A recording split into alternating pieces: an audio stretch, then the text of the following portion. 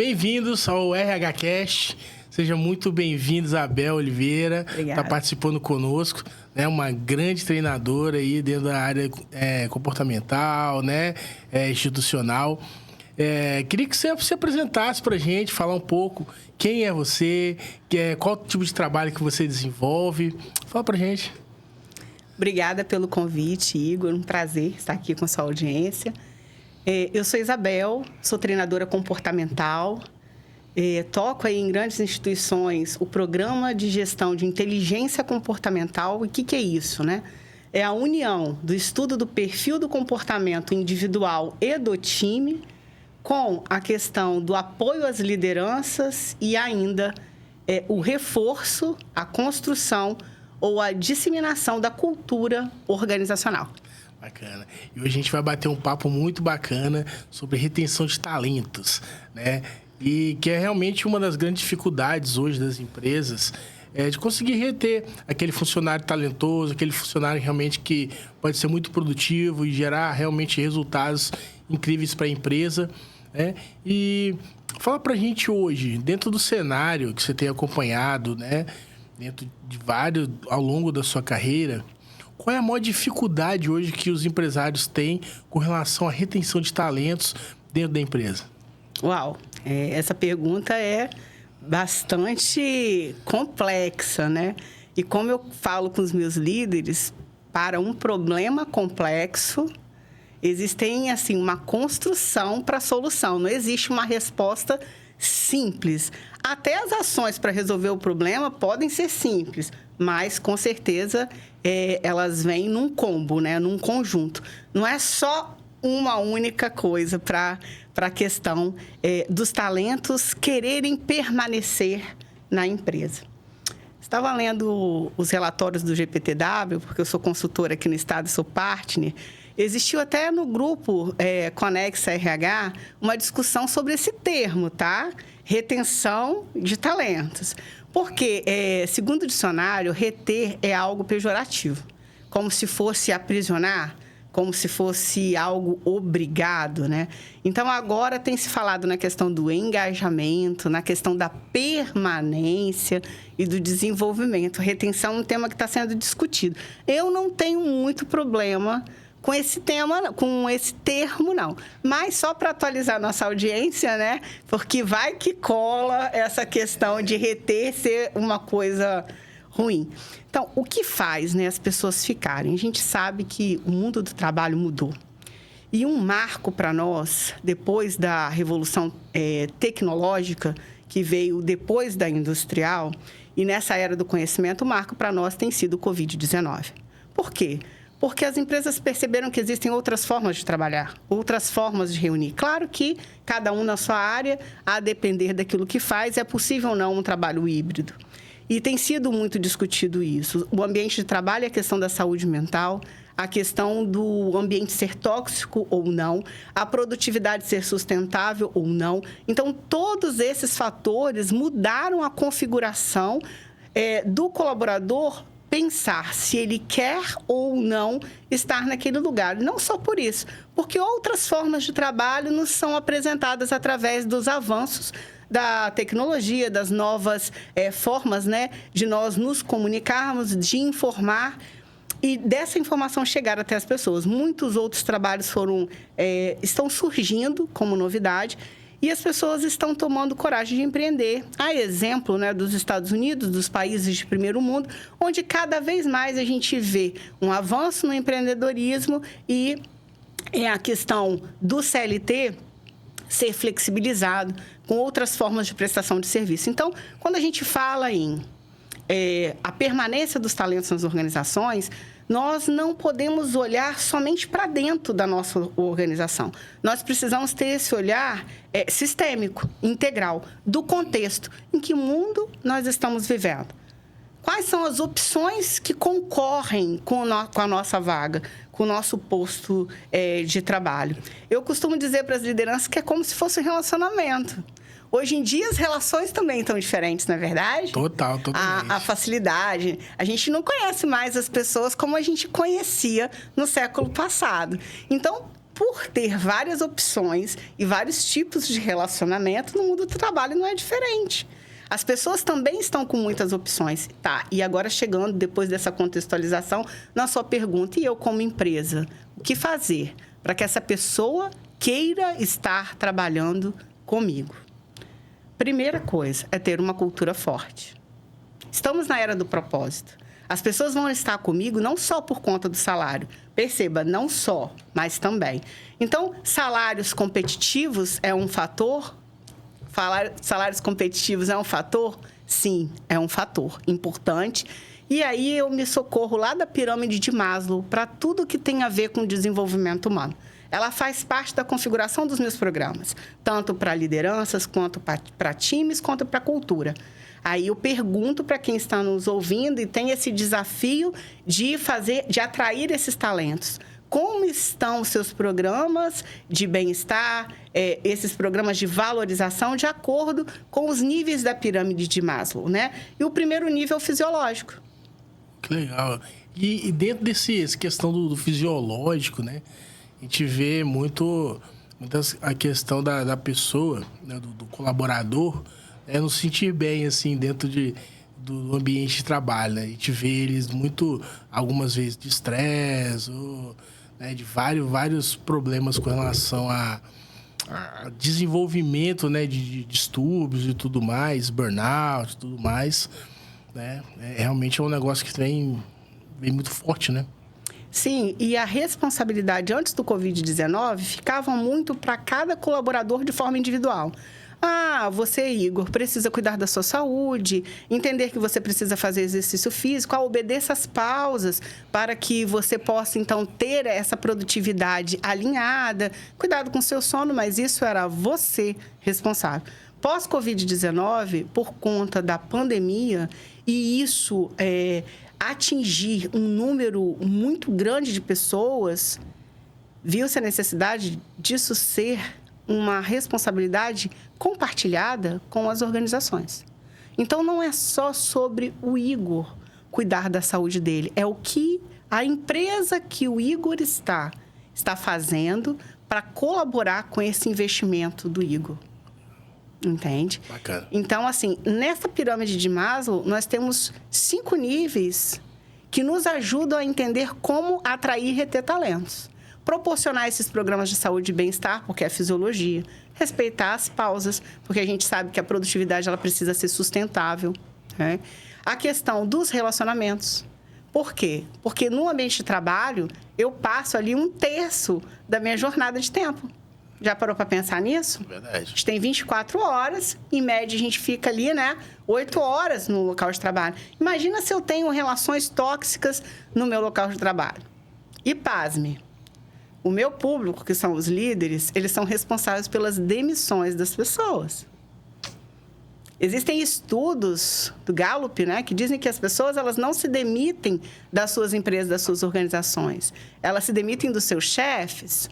Então, segundo Maslow, esses relacionamentos são importantes em relação à sua liderança, em relação aos seus pares, em relação também aos seus colaboradores. Eu digo para os meus líderes, é muito fácil liderar. É só você se colocar no lugar do outro e entender como você gostaria de ser tratado. Verdade. Isso é verdade. Essa empatia, né? Essa de se colocar no lugar do outro, de você valorizar, né, o colaborador, isso aí tem sido cada vez mais evidente, né? Dentro das organizações. Como que você vê essa questão de valorização das organizações? O que tem mudado hoje? Fala pra gente. Além dessa questão de programas de cargos e salários, da pessoa entrar na empresa e ter a clareza de como ela pode crescer e se desenvolver, né? Hoje em dia está sendo muito usado, né? Está sendo usual o cuidado com a preparação da jornada do colaborador, que é uma palavra em inglês que a gente fala que é um employee experience, né? A experiência do colaborador, desde o momento em que ele é recrutado, selecionado, que ele entra em contato com o site da sua empresa, ele precisa ter esse match, que nós chamamos de fit cultural.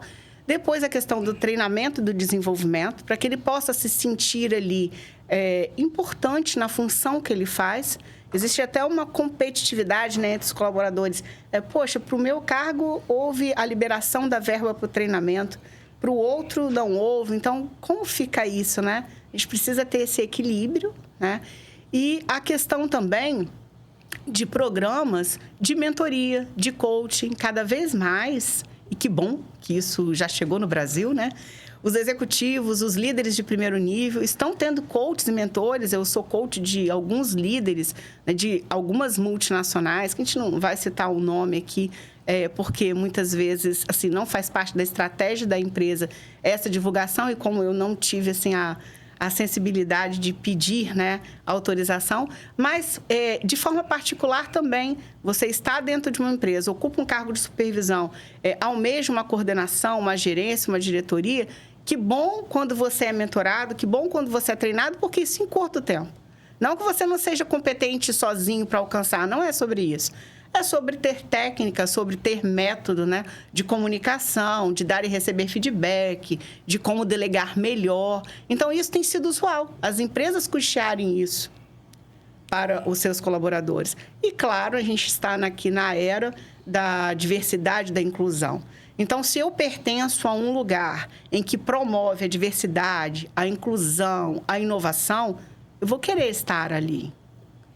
E isso ajuda, claro, a estar com as melhores pessoas. No GPTW, a gente tem um jargãozinho que fala que as melhores empresas, que é a certificação, a jornada de certificação, né? Melhores empresas para se trabalhar, Great Place to Work, existem as melhores pessoas e os melhores líderes. Então, existe uma congruência entre isso. O que faz uma empresa ser a melhor empresa? Todos esses itens que nós colocamos aqui. Ela precisa também ter os melhores líderes. Consequentemente, as melhores pessoas vão querer estar neste ambiente, nesse lugar. E a gente vê muito com relação a empresas, né? Vamos falando de empresas grandes, né? Como a Google, né? NASA, SpaceX. Você vê que as metodologias, né, de trabalho, tipos de jornada, gamificar durante a jornada de trabalho, né, tudo isso daí vem colaborar para o bem-estar do colaborador durante a jornada, melhorar a experiência, se sentir mais incluso, né? Tem alguns locais que tem sala de jogos para a hora dos intervalos. Que são, né, as áreas de descompressão, Exatamente. Fala um pouco sobre isso daí. O que você tem experimentado aí dentro dessa sua carreira? Então, como tudo na vida, né? Existe a parte boa e a parte ruim. Qual você quer primeiro? Bode assopra.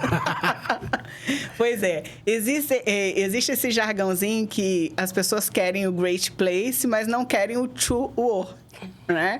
Então, tudo que você falou aí compõe esse ambiente que é um ambiente legal. Great place. E o true work? Nós precisamos unir essas duas partes. O que a gente vê? Muitas vezes um desequilíbrio. De novo, a palavra equilíbrio em voga aqui na nossa conversa. Então, assim, é interessante uma área de descompressão? Claro. Mas nós precisamos do compromisso e da responsabilidade do colaborador para dar o retorno, né, desse investimento. Então, assim, tem alguns casos que dão certo pela cultura da empresa e, de novo, os 3 pilares, né? O comportamento, a questão da gestão, da liderança, para dar o direcionamento, para ter metas, para ter objetivos, para ter resultado, e a questão da cultura. Porque tem pessoas dentro de uma própria empresa que não concordam, dependendo da idade, né? Essa intergerações, assim, convivendo no mesmo espaço, tem pessoas que acham um absurdo esse viés inovador que atende a geração Z, né? Sim, que é essa nova geração que está chegando e que entregam os resultados. Elas sabem, eles já nasceram nativos, né? Digitais. Então, eles sabem entregar a partir daquele contexto. E as pessoas que já estão ali, a geração 50+, né? Já acham que não pode misturar, né? Que é separado a vida pessoal da vida profissional. E a gente sabe que com a tecnologia, a nossa vida pessoal, ela foi integrada à nossa vida profissional. E eu vivi essas duas fases e eu consigo entender plenamente como que aconteceu essa fusão. Por quê? Antes, quando eu estava no meu trabalho lá na década de 80, eu só tinha notícias das coisas que estavam acontecendo com as coisas lá de casa, com os meus parentes. Na época eu não tinha filho, né? Mas no ano de 2000 eu já tinha. Quando eu chegava em casa à noite, era a época do telefone discado, né? Então, a informação, ela não chegava em tempo real. Então, sim, a gente conseguia compartimentalizar. E tinha até um jargão, eu fiz gestão empresarial no ano de 2002, na FGV, e a gente falava assim, problema de casa, a gente deixa em casa. Problema do trabalho, nós deixamos no trabalho. Hoje, isso não existe mais. Então, nós precisamos entender também que bem-estar, qualidade de vida, diversão, a gente pode ter, sim, no local de trabalho e pode ter, sim, e deve ter em casa. A gente pode ter coletivamente e individualmente. Agora, nós precisamos unir isso, atrelar aos resultados. Então, eu sempre indico para as minhas lideranças que seja de uma forma de recompensa, porque o cérebro adora recompensa. Então, para não deixar aberto, mas cumprimos uma meta, vamos ali comemorar, celebrar, porque o nosso cérebro vai entender. É assim, continua fazendo isso e mais disso. Para quê? Para que você continue tendo recompensas. Eu falo com os líderes, eles riem, né? Posso falar aqui? Claro. Então, assim, para animais, a gente tem um adestramento. Para pessoas, nós temos o condicionamento. E como que a gente condiciona de forma positiva? Oferecendo essas recompensas, celebrando, reconhecendo, promovendo, faz parte do jogo. E os atletas, né? Você quer melhor exemplo de que um atleta? Ele tem ali o treino árduo. Imagino que a maioria não goste de treinar, goste do resultado do treino, mas não do treinamento em si. Acordam cedo, tem disciplina com a alimentação, tem que renunciar, muitas vezes convive com a família, convívio social não é assim? Os olímpicos, esses que disputam. Mas quando eles ganham, não fica ali só tipo, ganhei para mim e para o técnico, né? Isso é publicado, ele recebe a medalha. Alguns esportes têm a questão do champanhe que estoura. Isso não é por acaso. Sim. Isso é para que ele se sinta valorizado, reconhecido por todo aquele esforço, seja visto que é uma necessidade humana de sermos vistos e está tudo bem por isso. E aí é a grande pergunta, o quanto nós, empresa, temos feito esses rituais de celebração, de valorização, de promoção, porque hoje não é mais só sobre o salário, mas também sobre essa oportunidade de reconhecimento, de valorização, porque fomos configurados assim. O inconsciente coletivo pede isso. Você gosta de ficar mais perto de pessoas que são vencedoras, campeãs, ou de pessoas que estão sempre reclamando, cabisbaixas, perdedoras, fracassadas? Com certeza. Qual é o normal? Com certeza. Com certeza, eu também. E os nossos colaboradores, o que você acha? Também. Então, você gera uma energia diferente numa organização que comemora. Quando eu vejo o Igor recebendo uma medalha, eu falo assim, poxa, se ele pode, eu posso também. E se eu nem sei o que você fez, isso não reverbera. Sim. Então, nós precisamos aprender essas coisas que são básicas, que estão postas, que dão certo dentro das organizações e das nossas casas também. Eu sempre faço esse viés, tanto do desenvolvimento do líder enquanto numa função na empresa e um líder também da sua família, da sua casa. Porque com os nossos filhos, nós precisamos fazer isso também. Sim. E você vê como, assim, qual tipo de valorização que hoje tem sido muito praticado nas empresas, para recompensa, né, dos colaboradores, de performance, de metas atingidas. O que você tem visto aí que é muito praticado? Primeira coisa é ter atenção nos times para promoção. Quando as promoções elas demoram muito, elas criam uma ansiedade e fazem um efeito contrário. O colaborador fica estressado e coloca a energia dele na falta da promoção e não no resultado que ele quer entregar. Então, aí, para o RH, né, para as pessoas que trabalham com essas promoções, atenção e quanto mais compartilhar com o colaborador a trilha dele de desenvolvimento, mais ele vai ter ciência de forma objetiva do que ele precisa fazer para ter aquela promoção de tanto em tanto tempo, né? Tem empresas que são exímias nisso e eu gosto muito. E isso eu vejo que ajuda muito, porque eles já vêm para mim assim, daqui a 2 anos eu tenho a possibilidade de concorrer ao cargo de gerência. Você pode me preparar? Olha que bacana. Eles já estão sendo preparados antes de assumir o cargo. Perfeito. Né? Não que a preparação vá conferir aquela pessoa 100% de possibilidade, né, dele alcançar a vaga. Mas se ele não estiver preparado, aí que ele não vai ter possibilidade nenhuma, né? Então, ele já vem para ser um bom candidato à disputa e se prepara. Então, saber disso, essa clareza nessa trilha é legal. Outra coisa, o Gympass é um sucesso, né?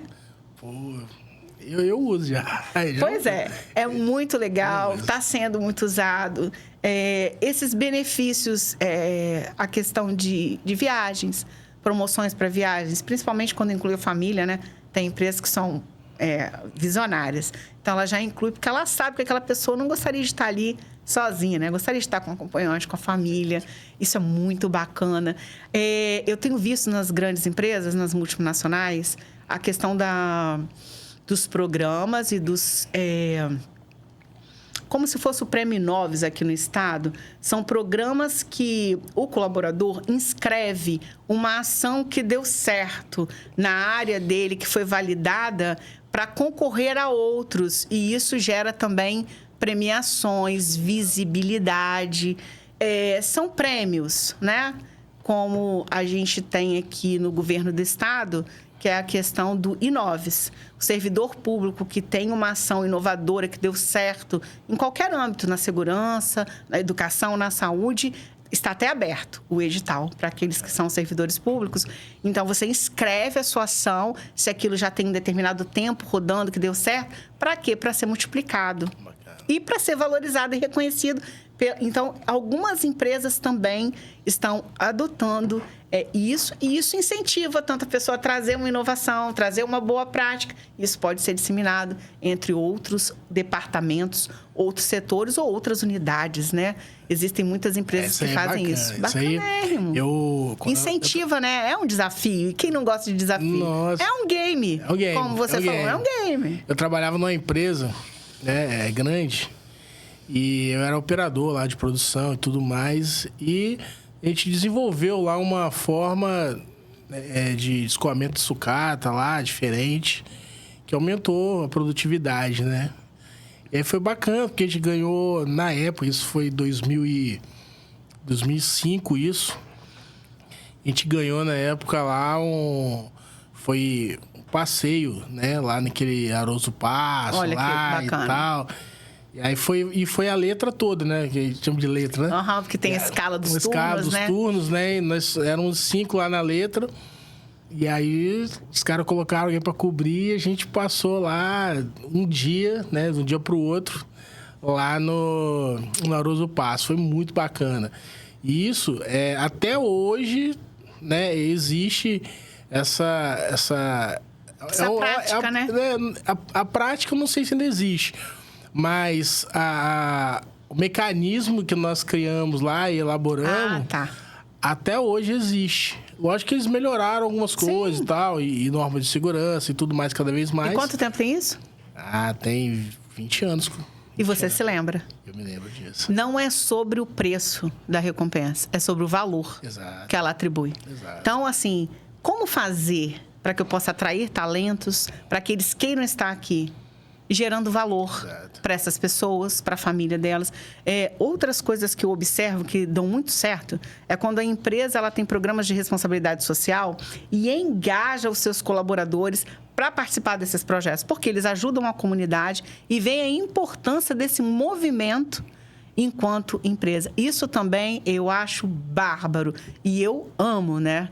Esses projetos. E, claro, como professor universitário, não posso deixar de citar a questão dos percentuais para ajuda, né, de custo para graduação, para pós-graduação, para especializações. Por quê? Claro que vai melhorar o indivíduo na sua formação e ele vai levar consigo para onde ele foi, está tudo bem levar, né? Mas, enquanto ele está ali, dentro do contexto daquela empresa, ele está também retribuindo com o aperfeiçoamento do seu conhecimento, da sua aprendizagem, da sua especialização. E eu implementei agora, nos meus programas de treinamento para lideranças, sem as empresas solicitarem, elas só me solicitam o desenvolvimento do líder, ponto, né? Claro que tem um briefing, cada líder direcionado em alguma coisa, mas a partir de um projeto, de um mentorado meu, ele entregou como se fosse um TCC, sabe? Um trabalho de conclusão de curso. Ele falou, Isa, ó, tô entregando isso aqui que veio do meu treinamento. Eu falei, gente, bacanérrimo.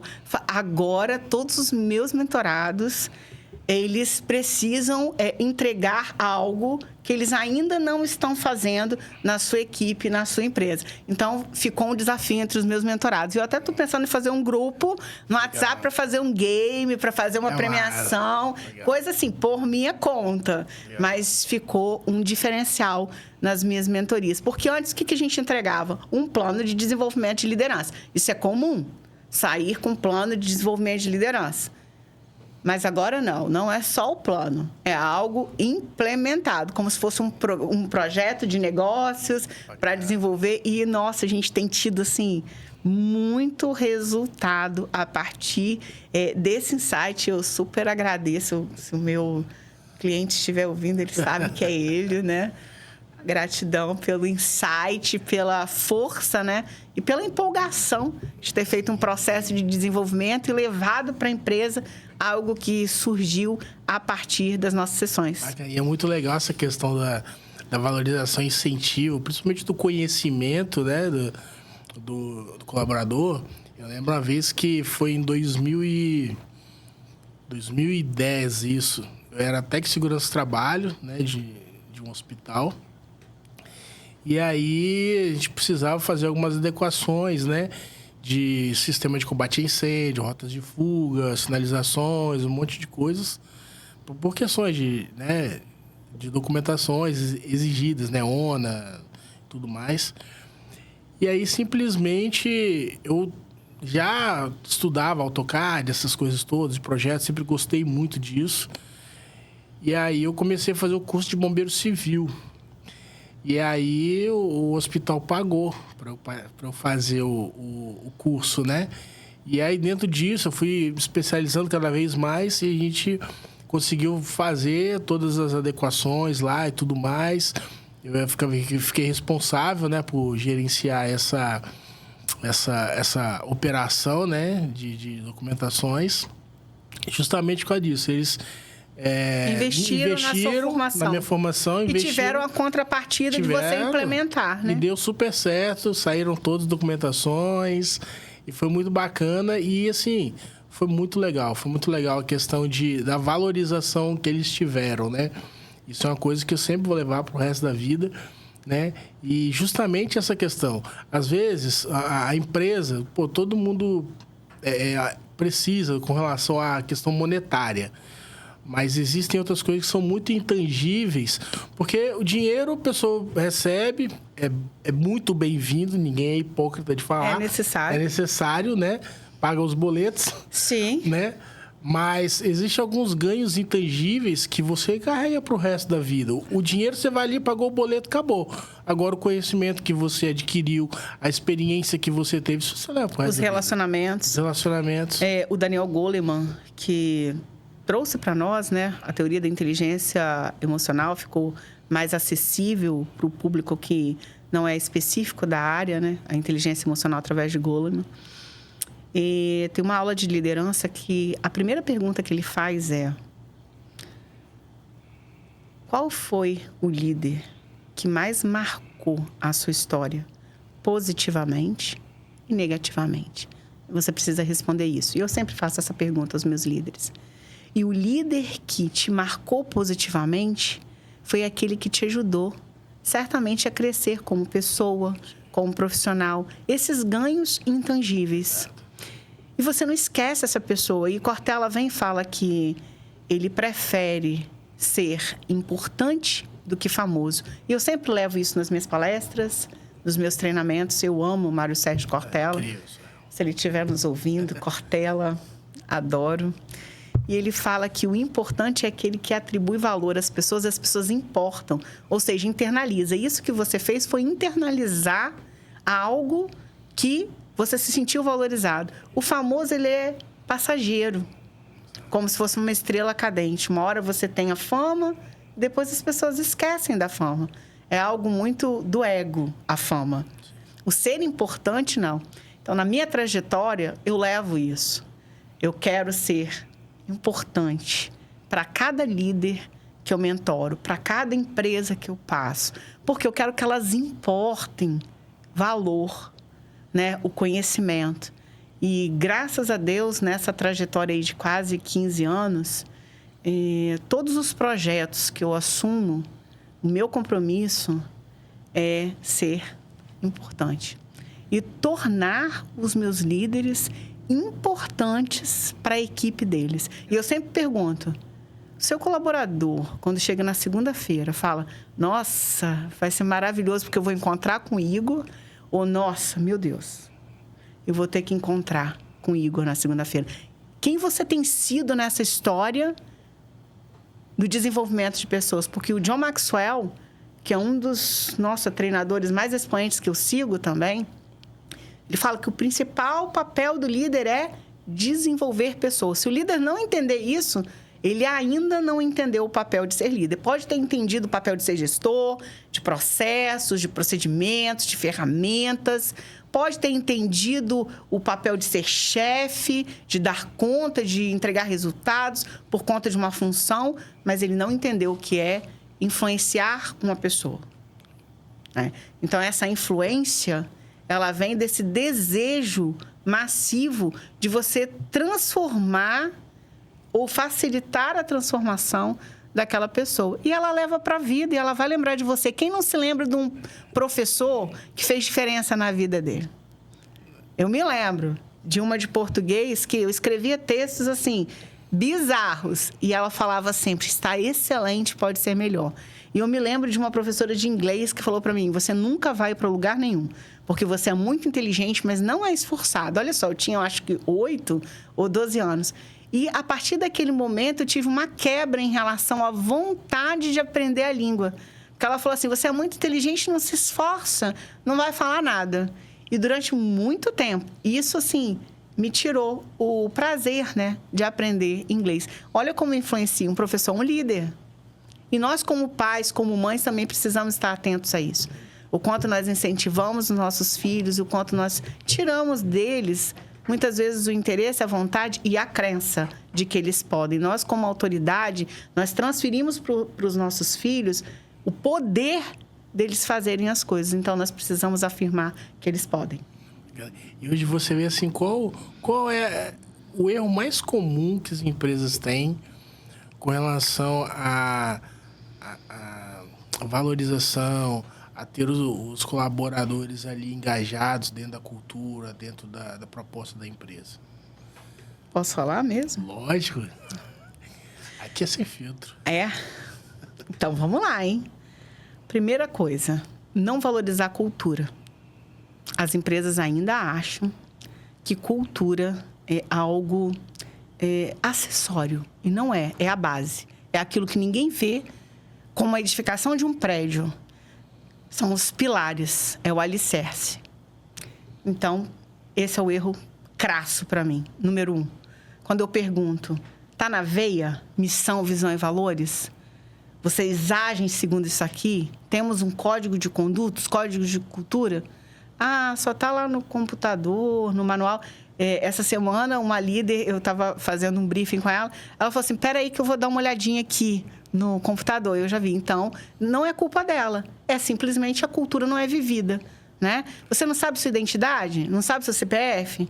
Não sabe o nome dos seus pais, sua filiação? Não sabe seu endereço? Você precisa olhar em algum lugar? Se o seu colaborador não sabe sua cultura como você sabe seu RG, seu CPF, seu endereço e sua filiação, você não tem cultura. É isso, é simples, é teste. Não precisa... Claro que a gente tem um diagnóstico muito mais especializado, mas não precisa de muita coisa, não. É só você saber isso. Cultura. Outra coisa, liderança mal formada. Porque quem são os guardiões da cultura? Os líderes. Como você quer repassar o seu DNA para os seus colaboradores que estão lá na ponta, que na pirâmide, né? O operacional, o tático e estratégico. Como você quer que os seus colaboradores representem a sua empresa? E olha, são os seus colaboradores que têm contato com seus clientes. Olha o que a gente está fazendo.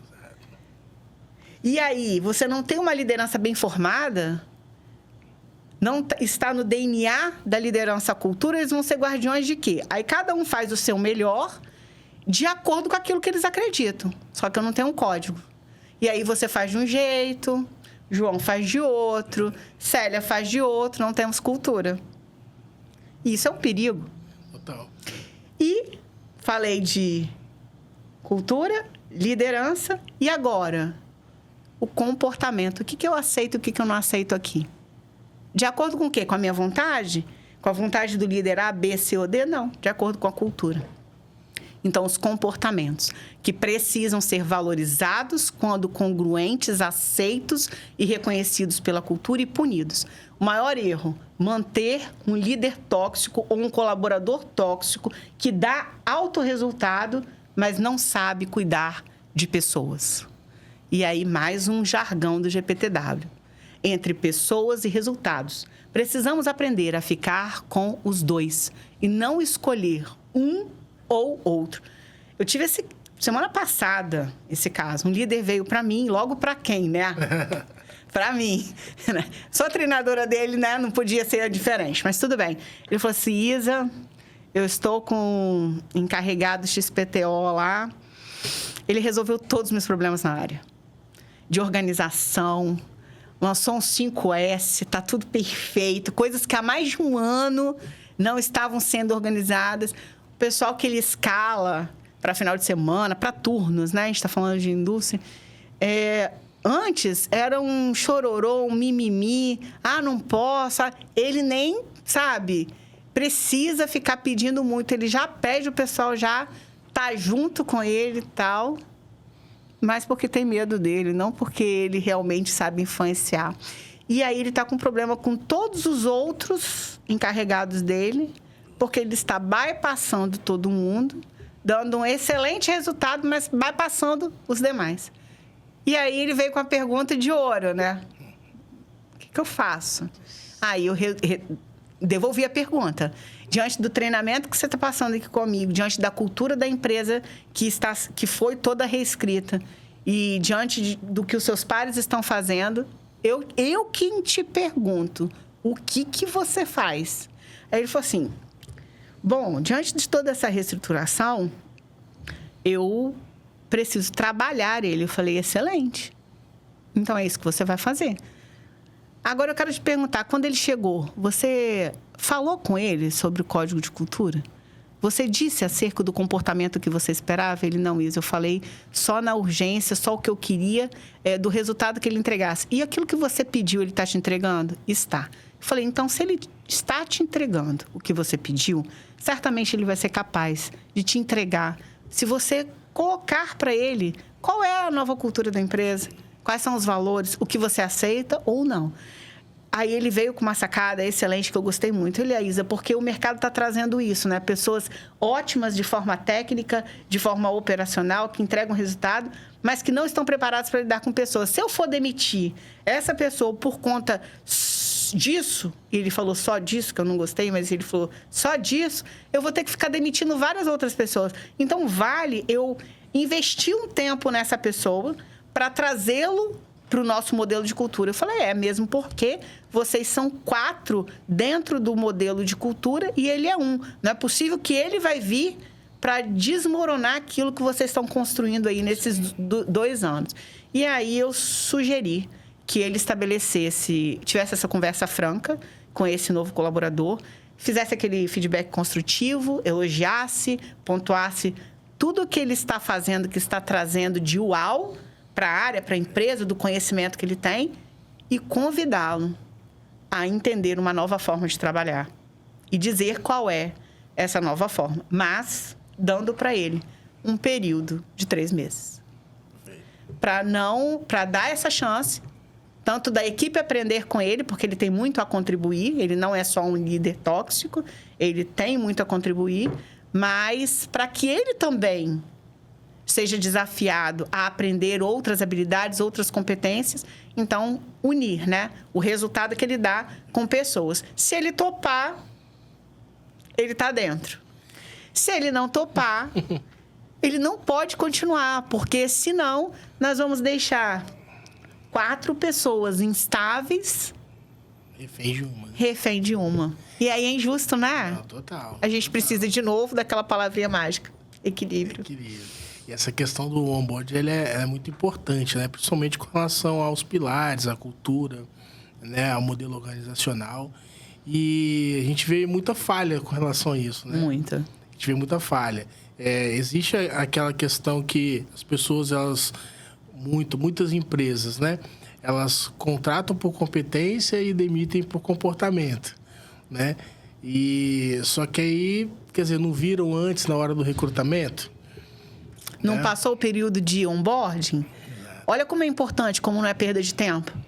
Você mostrar à pessoa como funciona, o que funciona, com quem que ela conversa, a quem ela está ligada para que ela possa estabelecer a comunicação. A gente não reclama tanto de comunicação organizacional. Onde começa? Nessa falha, na cultura. Não é bacana isso? Eu fico muito empolgada. Eu fico louco. Fico somente com relação a relacionamento de pessoas, né? Que sou um cara que sou apaixonado por esse tipo de relacionamento, né, interpessoal. A gente vê muito essa questão dessa falha, né? De não saber lidar com isso, não ser claro. Não investir tempo, material, o endomarketing, né? É o que eu falo com os meus líderes, Igor. Os homens gostam muito de futebol, né? Existem mulheres que também gostam, mas massivamente são os homens, né? Não é uma fala discriminatória de gênero, não. É porque é mais comum eu ver homens empolgados com futebol do que mulher, pelo menos no ambiente que eu frequento. Sim. Que eu falo com os meus líderes, que também, não por um acaso, mas que confirmam as estatísticas, são em grande maioria em relação às mulheres. A cada 10 líderes que eu treino, 8 são homens, 2 são mulheres. Estava fazendo essa estatística na minha base de dados, falei assim, meu Deus, não é? Que a liderança feminina realmente, principalmente no primeiro nível, precisa crescer, né? E é uma das bandeiras do Fórum Econômico Mundial. E o que eu falo com os meus líderes? Quer liderar bem? Quer que as pessoas que estão sob seu comando estejam bem? Faça igual os técnicos desses jogos coletivos, vamos falar o futebol. Recrute, selecione bem. Tenha uma estratégia de treinamento. Reconheça contra quem você está jogando, ou seja, faça análise da sua concorrência, 5 forças de Porter aí, que não está desatualizada, que eu uso até hoje. Me desculpem as startups de plantão, né? Mas as 5 forças de Porter é fundamental. Faça bem a delegação, ou seja, a pessoa certa no lugar certo, competência. Um zagueiro, né? É diferente de um goleiro, né?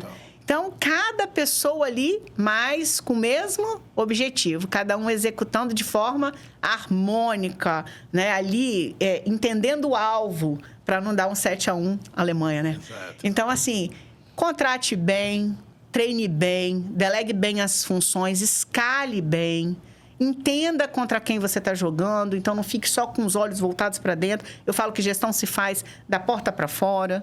É importante analisar relatório, mas 30%, os outros 70% é você estar no jogo.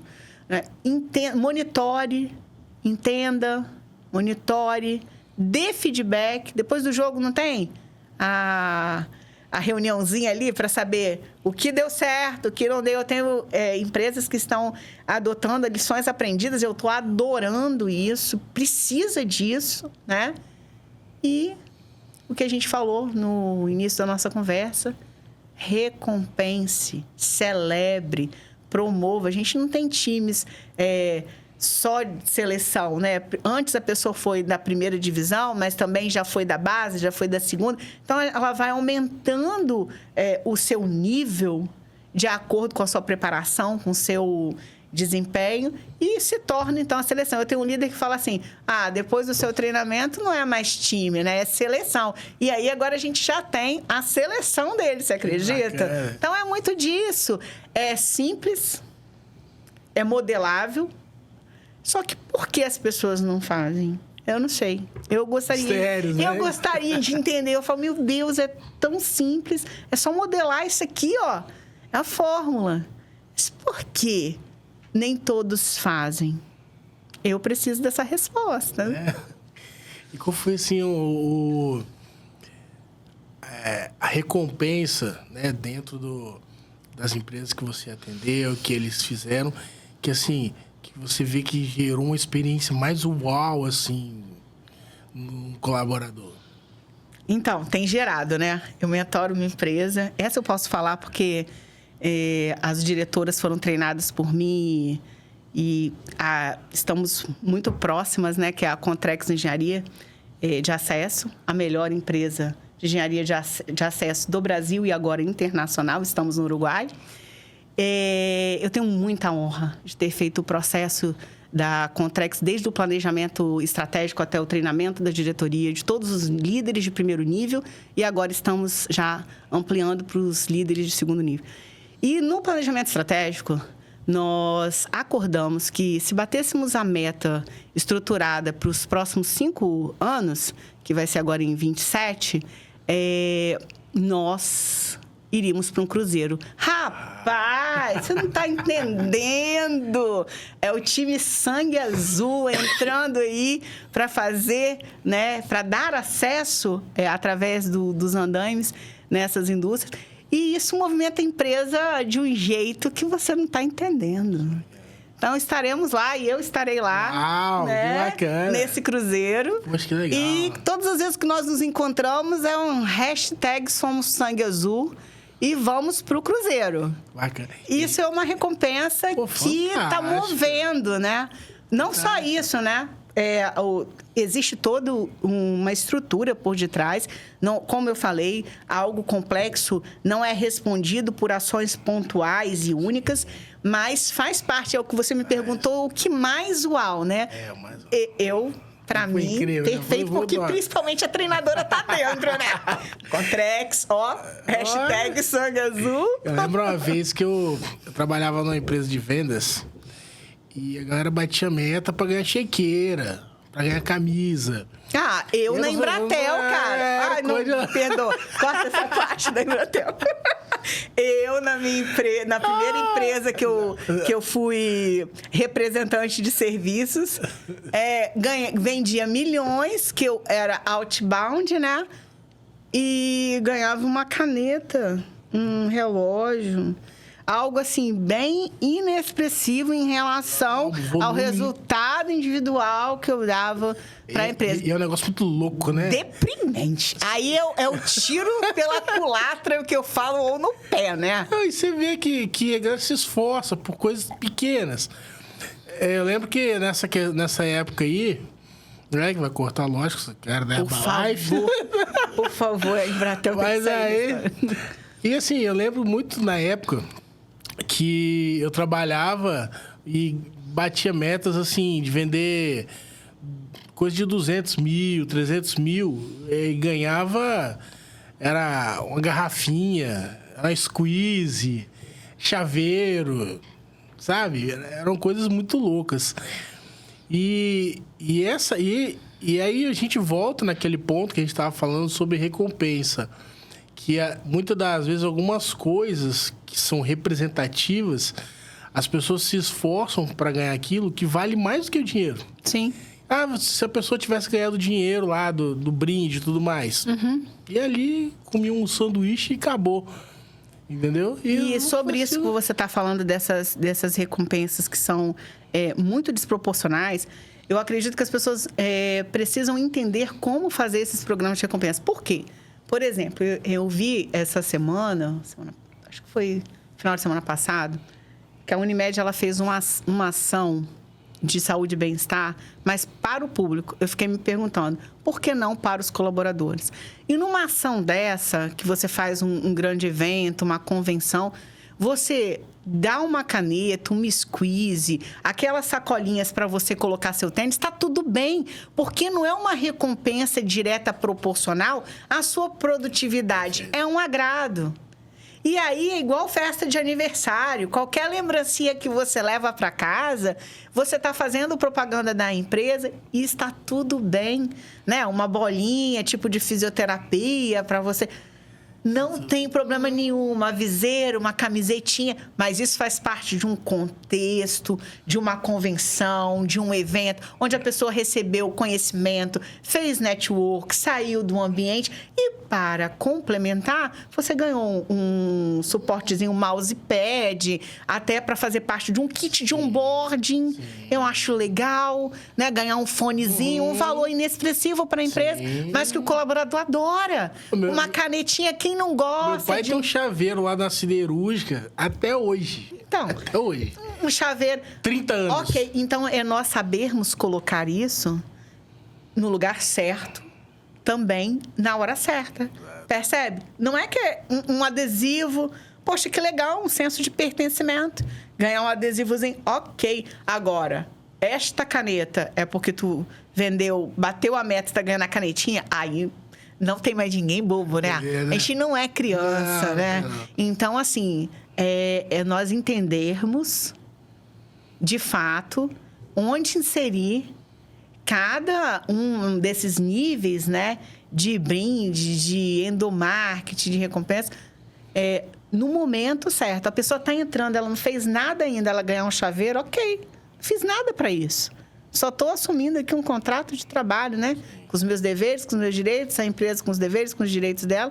E tá tudo bem eu receber um kitzinho com a mochilinha. O iFood eu vi no LinkedIn, eu achei muito lindo para as mulheres que trabalham, que são mães. Elas recebem um pimpãozinho escrito iFood, com kit de fraldinha e tal.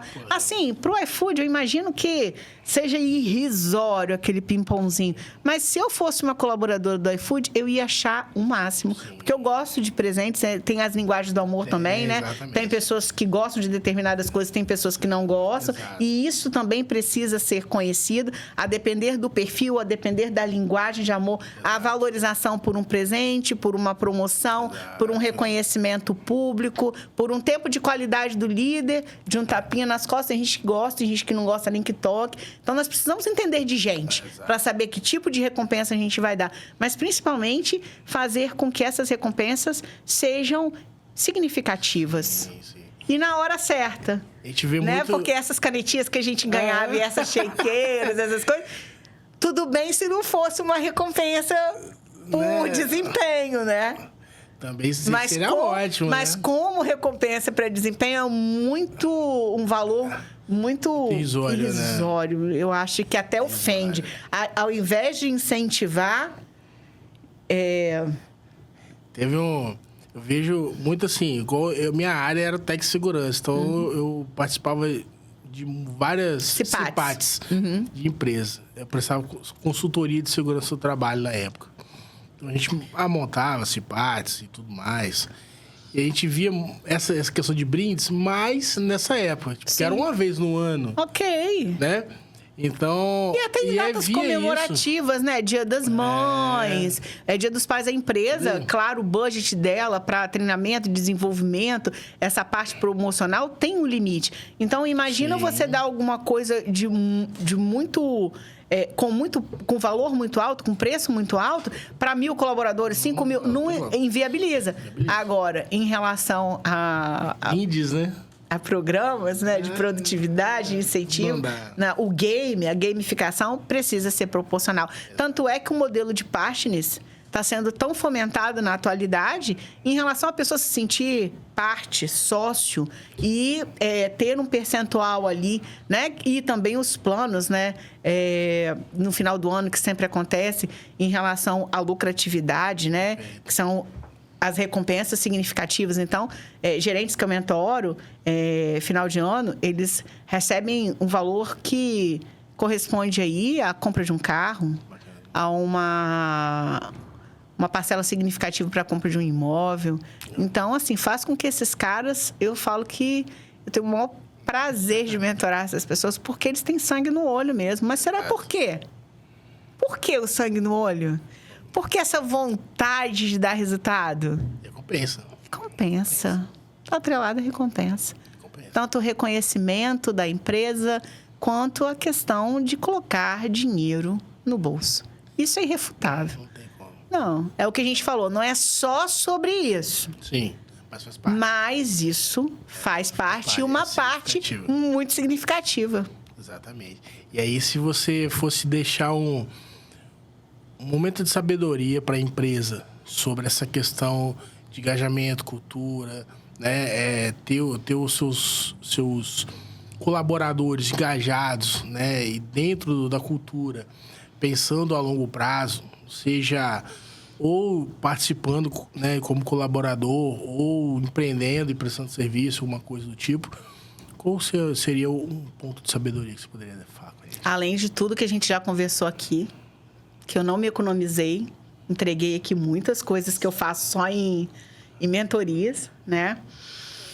O que eu falaria? Eu tenho um programa de engajamento que eu rodo anualmente nas empresas. A síntese dele é você, de fato, fazer com que o seu colaborador se apaixone pela sua marca. E aí, cada um, de acordo com a sua experiência, com o seu ambiente, sabe o que fazer para que, de fato, a pessoa queira estar ali, não precise estar ali. É horrível, e eu já passei por isso, não me envergonho de dizer, quando você está num lugar porque você precisa. Bom é estar num lugar onde você é apaixonada por estar ali, onde você ama aquela marca. O Rogério da Wine, ele sempre fala, faça com que o seu colaborador seja um torcedor. E nós fizemos a metáfora do time. Engajamento é isso.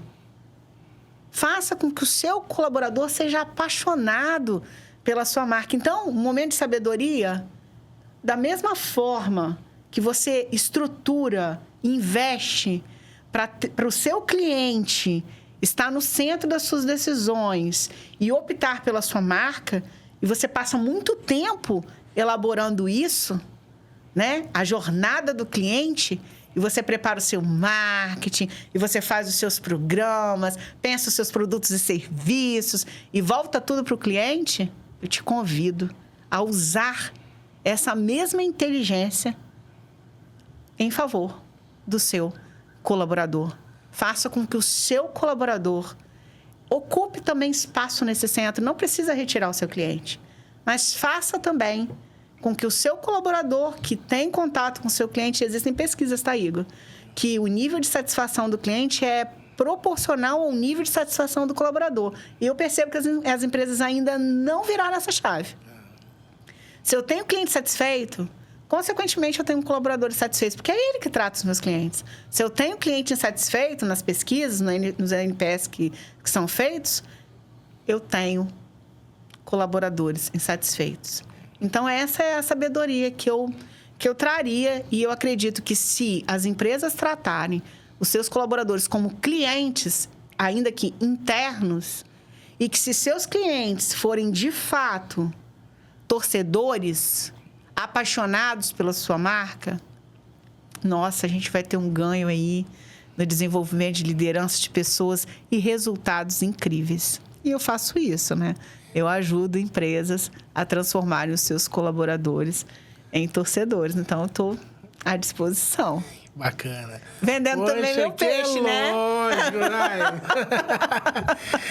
Poxa, eu agradeço muito, Isabel, por ter participado desse podcast.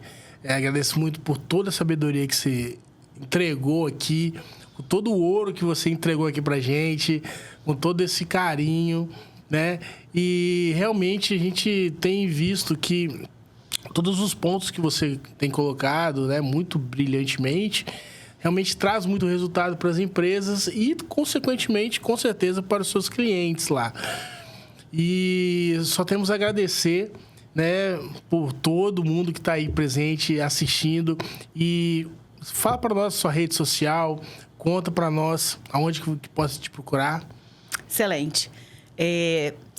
Eu estou lá no @isabeloliveira.coach no Instagram. É o canal de mais acesso. Estou com Isabel Oliveira no LinkedIn também. Tem a minha newsletter lá que fala de cultura, comportamento e gestão. Até te convido para seguir, né? E estou à disposição aí. Posso deixar meu telefone, meu WhatsApp? 27 99985 7409. Lembrando que eu também faço a questão da jornada de certificação do Great Place to Work. Estou à disposição. Bacana. Obrigado realmente, Isabel, por todo esse carinho. E nos vemos no próximo aí.